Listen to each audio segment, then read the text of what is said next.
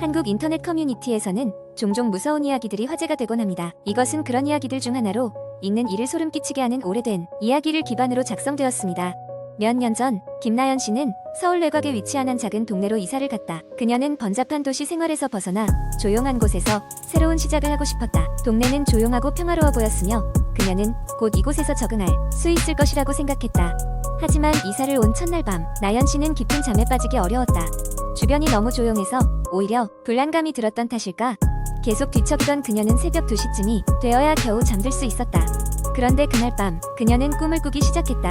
꿈속에서 그녀는 자신의 집에서 길을 따라 걷고 있었다. 길을 걷다 보니 왠지 모르게 익숙한 뒷모습의 여자가 그녀 앞에 나타났다. 여자는 하얀 원피스를 입고 있었고 긴 머리가 얼굴을 가리고 있었다. 나연 씨는 그 여자가 누구인지 알 수 없었지만 이상하게도 그녀의 행방이 궁금해졌다. 여자는 느릿느릿 길을 걷더니 이내 길 가장자리의 숲속으로 사라졌다. 나연 씨는 그 여자를 따라 숲속으로 들어갔다. 숲은 무섭게 고요했으며 그녀의 발걸음 소리 외에는 아무 소리도 들리지 않았다. 그러다 갑자기 숲이 끝나는 지점에서 한 오래된 폐가가 나타났다. 그녀는 호기심에 이끌려 그 집으로 다가갔다. 집은 텅 비어 있었지만 내부에는 누군가 살던 흔적이 보였다. 그녀는 집안을 둘러보다가 그 여자를 발견했다. 여자는 폐가의 창문 앞에서 바깥을 내다보고 있었다. 나연 씨가 그녀에게 말을 걸려는 순간 여자는 천천히 고개를 돌렸다. 여자의 얼굴은 온통 피투성이었고 움푹 파인 눈동자가 나연 씨를 응시하고 있었다. 그녀는 본능적으로 뒤로 물러섰고 그 순간 잠에서 깨어났다. 심장이 미친 듯이 뛰고 있었다. 하지만 그냥 악몽일 뿐이라고 자신을 달랬다. 하지만 그날 이후로 매일 밤 같은 꿈을 꾸기 시작했다. 꿈은 갈수록 선명해졌으며 그녀는 점점 그 폐가와 그 여자가 자신의 삶 속으로 스며드는 느낌을 받았다. 그녀는 도저히 견딜 수 없어 마을 사람들에게 이 꿈에 대해 이야기하기로 했다. 하지만 마을 사람들은 그녀의 말을 듣자마자 얼굴이 굳어졌다. 한 할머니는 떨리는 목소리로 말했다. 그 폐가는 몇십 년 전 이곳에 살던 한 여자가 사고로 죽었다는 이야기만 남긴 채 버려진 곳이야. 그 여자는 그 후로도 이곳에 맴돌면서 자신을 알아봐주길 바라고 있다는 전설이 있어. 나연 씨는 충격을 받았다. 그녀는 그 꿈이 단순한 꿈이 아닐 수도 있다는 생각에 빠졌다. 그리고 마을 사람들은 그녀에게 말했다. 그 여자의 영혼을 달래주기 위해서는 그 폐가를 찾아가 그녀가 놓아둔 마지막 편지를 읽어야 한다고. 결국 나연 씨는 그 폐가를 찾아가게 되었다. 폐가에는 정말 그 편지가 놓여 있었고 편지에는 그녀만이 이해할 수 있는 사연이 적혀 있었다. 나연 씨는 그제서야 그 영혼의 슬픔을 이해하게 되었고 기도하며 그녀의 안식을 빌었다. 그 이후로 나연 씨는 더 이상 그 꿈을 꾸지 않았다. 마을 사람들은 그녀에게 고마움을 표했고 나연 씨도 비로소 그 마을에서 평화로운 생활을 이어갈 수 있었다. 뒤늦게 그 여자의 사연을 알게 되었지만 나연 씨는 그 사연을 가슴 깊이 새기고 살아가기로 마음먹었다. 이 이야기는 지금도 인터넷 커뮤니티에서 종종 회자되며 많은 사람들에게 공포를 주었지만 동시에 영혼의 안식에 대해서도 생각해보게 하는 이야기가 되었다. 두 번째 이야기 늦은 여름밤 지민은 자취방으로 돌아오는 길이었다.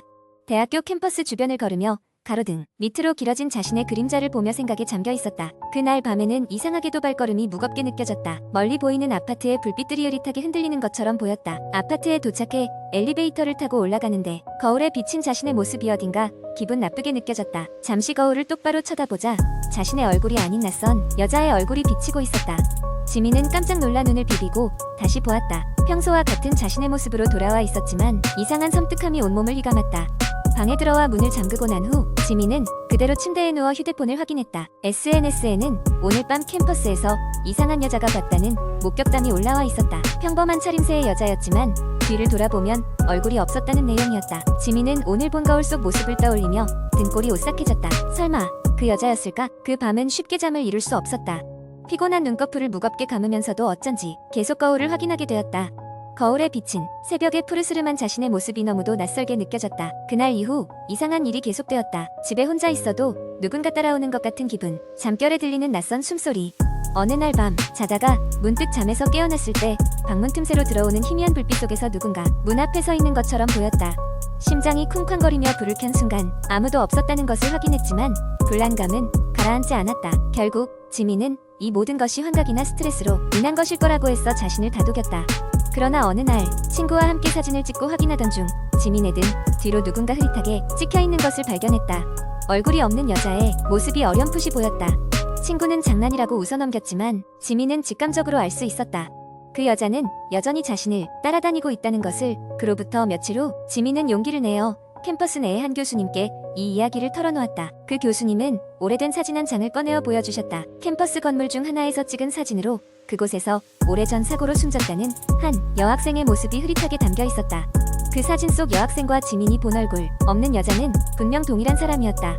그 이후로도 지민은 여전히 불안감에 시달려야 했으나 적어도 그 여자가 누구인지 알게 되자 조금은 마음이 누그러졌다. 지민은 그녀를 위해 조용히 기도하곤 했다. 시간은 흐르고 그 여자의 모습은 점점 지민에게서 멀어져 갔다. 하지만 지민은 여전히 거울을 볼 때마다 조심스레 살펴보고 사진을 찍을 때마다 등을 확인하는 것이 습관이 되었다.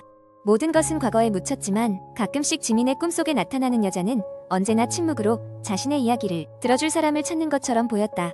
세 번째 이야기, 옛날 옛적 한 작은 마을에 순정이라는 여학생이 살고 있었습니다. 순정이는 이사를 온 지 얼마 되지 않았고 새로운 환경에 적응하느라 매일매일이 긴장의 연속이었습니다. 마을은 작고 조용했지만 어딘가 섬뜩한 느낌이 드는 곳이었죠. 특히 한밤중이 되면 마을 전체가 침묵에 잠겨 마치 고요한 심연 속에 있는 듯한 기분이 들었습니다. 순정이가 다니던 학교는 그보다 더 오래된 건물이었으며 선생님들과 주변 학생들은 폐교설이 나올 만큼 낡고 버려진 듯한 느낌을 주었습니다. 특히 학교의 3층 한쪽 끝에 위치한 13번 교실은 아무도 사용하지 않는다는 소문이 돌았죠. 순정은 호기심이 많아 어느 날 방과 후에 친구들 몇 명과 함께 13번 교실에 가보기로 결심했습니다. 그날 오후 해가 지고 붉은 노을이 질 때쯤 순정과 친구들은 조심스럽게 13번 교실로 향했습니다. 복도를 걸어가면서 이상한 쌀쌀함이 온몸을 타고 올라왔지만 순정은 용기를 내어 교실 문을 열었습니다. 문이 삐걱거리며 열리고 먼지가 가득 찬 교실 안이 모습을 드러냈습니다. 오래된 책상과 의자가 어지럽게 놓여있고 교실 한쪽 구석에는 오래된 피아노가 자리 잡고 있었죠. 순정이는 피아노에 가까이 다가가 먼지를 털어내며 건반을 한번 눌러보았습니다. 하지만 피아노는 오래된 거치고는 너무나 맑은 소리를 냈고 그 소리는 교실 전체에 울려 퍼졌습니다. 그때였죠. 갑자기 교실 안의 온도가 급격히 떨어지며 어둠이 짙어지기 시작했습니다. 친구들 중 한 명이 갑자기 비명을 지르며 문 쪽으로 달려가더니 문은 굳게 닫혀 열리지 않았습니다. 순정은 당황하지 않고 친구들을 진정시키며 다시 피아노 쪽으로 눈길을 돌렸습니다.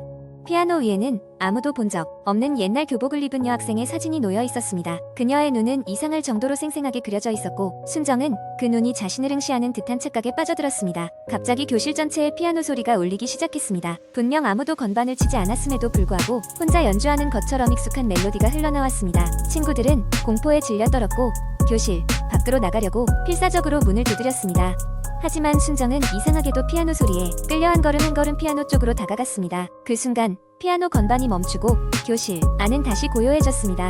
그리고는 피아노 위에 있던 사진 속 여학생이 마치 눈을 깜빡이는 듯한 환영이 나타났습니다. 그녀는 부드럽게 웃으며 입을 벙긋거리기 시작했고 마법처럼 순정의 머릿속에 이야기가 흘러들어왔습니다. 오래전 이 학교에 다녔던 학생으로 친구들에게 배신당해 이 교실에서 쓸쓸하게 생을 마감했다는 얘기였죠.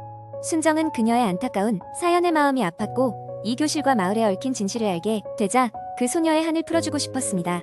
순정은 용기를 내어 피아노 건반을 다시 치기 시작했습니다. 친구들은 순정을 만류하려 했지만 피아노 소리에 이끌려 그녀와 함께 진심으로 소녀를 위한 진혼곡을 연주했을 때 교실 안에 따스한 빛이 차오르며 여학생의 환영은 사라졌습니다. 그 일이 있은 후 13번 교실은 더 이상 폐수된 공간으로 두려움의 대상이 되지 않았고 순정과 친구들은 이 이야기를 학교에 전해 오래된 교실을 새로운 공간으로 탈바꿈시켰습니다. 여전히 밤이 되면 그 교실에서는 가끔씩 고요한 피아노 소리가 들리는 것 같다는 소문이 돌았지만 그것은 아마도 그곳에서 편안해진 영혼이 가끔씩 머무는 것일지도 모릅니다. 네 번째 이야기, 어느 작은 시골 마을의 청골이라 불리는 오래된 저택이 있었다. 이 저택은 어째서인지 마을 사람들 사이에서 무성한 소문이 돌고 있었고 대부분의 마을 사람들은 그 근처에 가는 것조차 꺼렸다. 청골 저택은 수십 년간 비어 있었으며 밤이 되면 창문에서 흐릿한 불빛이 새어나오고 가끔은 저택 너머에서 희미한 울음소리가 들린다는 이야기가 전해졌다. 20살의 대학생 민수는 이런 이야기를 들을 때마다 미신일 뿐이라며 웃어 넘겼다. 호기심이 많았던 그는 친구들과 내기를 하게 되었고 결국 청골 저택에 직접 가보기로 결심했다.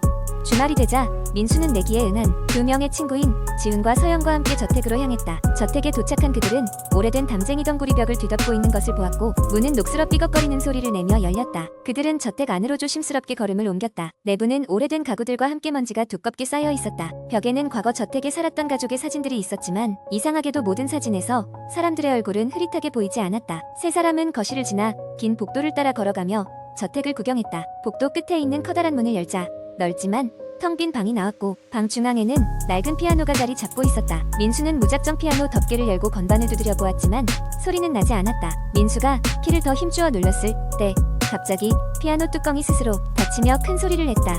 그들은 모두 놀라 뒤로 물러섰다. 그때 갑자기 저택의 모든 불이 꺼지면서 방안이 깜깜해졌고 누구도 휴대폰 불빛을 켜지 못했다.